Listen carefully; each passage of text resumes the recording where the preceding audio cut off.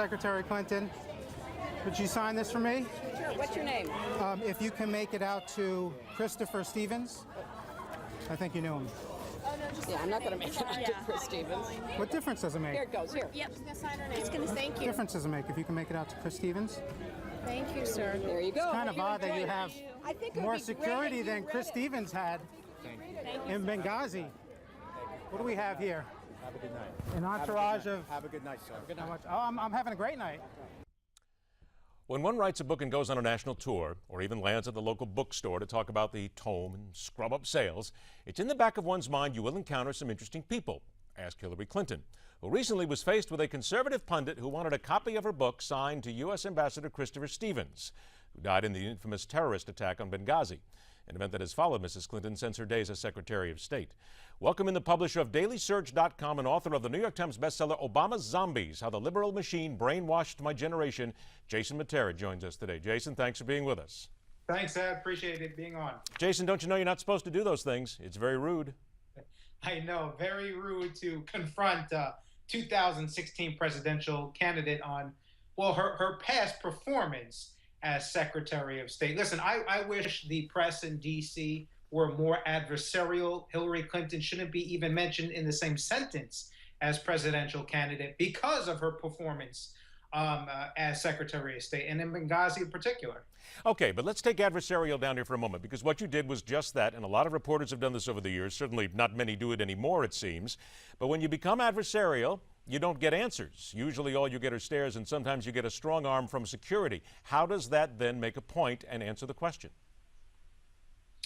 Well, Hillary Clinton isn't answering the question, and at this point, I don't think any further explanation is needed from her. We know on the record that there were repeated requests for more security, and she left Christopher Stevens, our ambassador, and Sean Smith, woefully underprotected on the anniversary of 9/11. So she says she takes full responsibility for that. I don't know what full responsibility means, because she's now launching a presidential campaign with this book tour. So, at this point, honestly, it's to just mock the idea, relentlessly mock the idea that she is presidential material just for what her time spent was like as Secretary of State. All right, let's take this from the Democratic side, too, because you will constantly, and living in D.C., you know this, we all do, we watch all the national shows, we hear the sound bites, where there are those on the Democratic side, even some on the right, who will say, oh, wait a minute, there's been investigations, this is old, this is done, it's been through it, we continue to investigate it over and over again. Why can't you people just walk away and believe that it's been settled and everything's been done over? To which you, as the adversarial journalist, would respond. Well, even if we took that argument, just for argument's sake, if we agreed and said, listen, we don't need any more investigations, we don't need to look at the talking points and how they were manipulated to downplay terrorism, even if I accepted that, the fact remains, is this is indisputable, that Christopher Stevens was underprotected, and so was Sean Smith at our consulate in Benghazi. And why is Hillary Clinton, as I pointed out in the video, have more security at a book tour? A book tour. She had a town car, 2 SUVs, Secret Service, security personnel from the building she just exited. The fact that she would be more protected than Christopher Stevens in a terrorist hotbed on the anniversary of 9/11 demonstrate that she is unqualified to run for president. Usually you use positions as a springboard to the next position, but you have to evaluate that time where she just was, and that was Secretary of State. Is the world a better place because of her time as Secretary of State? Did the reset button with Russia work? Is the Middle East the Middle East safer and is more geared towards our interest? I don't think anyone can answer yes on any of those fronts. So even if I would agree and say, yeah, we don't need any more Benghazi investigations, just take what happened there itself. And if she really were to take full responsibility, she wouldn't be launching a presidential campaign on this book. All right, now, let's be fair on a couple of things here. First of all, and I've been on a lot of these before, and a lot of these tours, simply because she is Hillary Clinton. Obviously, there's a lot of security. There's a lot of whack jobs out there that will look to do something stupid at any given time. So I think we know that security is one thing. I mean, certainly you will have that for somebody of that stature, correct? You'll agree with me on that. well, listen, she deserves Secret Service. She's a former First Lady. Right. She's going to have Secret Service for life. It's not to begrudge her any type of protection. She should have it.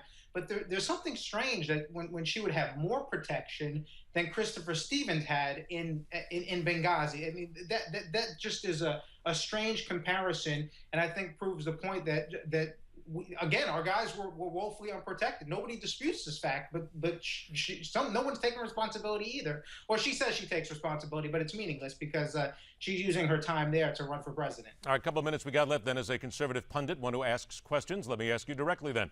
Why are members of the media not asking questions like these, or at least direct questions then, in your opinion, to people like Hillary Clinton?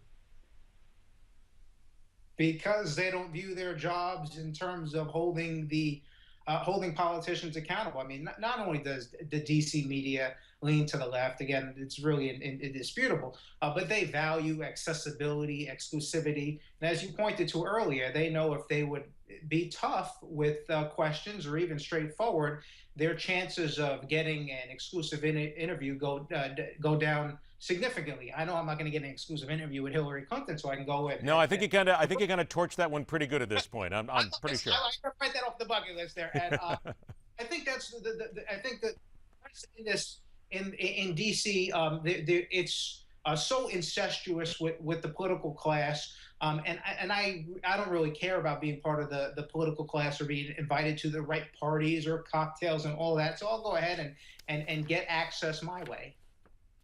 15 seconds. You have Mrs. Clinton for one question. You get to ask her one direct question. What is it? Oh, one direct question to Hillary Clinton. What would it be? You know, I don't know. I don't know. I don't know what I would have to. You're putting me on the spot here, man. Absolutely. Absolutely. I don't know what I would ask off the top of my head. I don't know what I would have. Okay. All right. Well, listen, we're going to ask you again, but I do have to ask you this. How did she sign your book? She signed it. Oh, maybe I'll ask her. She signed it just Hillary, as though she's going for the Madonna effect now. No Hillary, just Hillary, and she signed it and walked off. You know what I would ask her? How many of these blue suits does she own?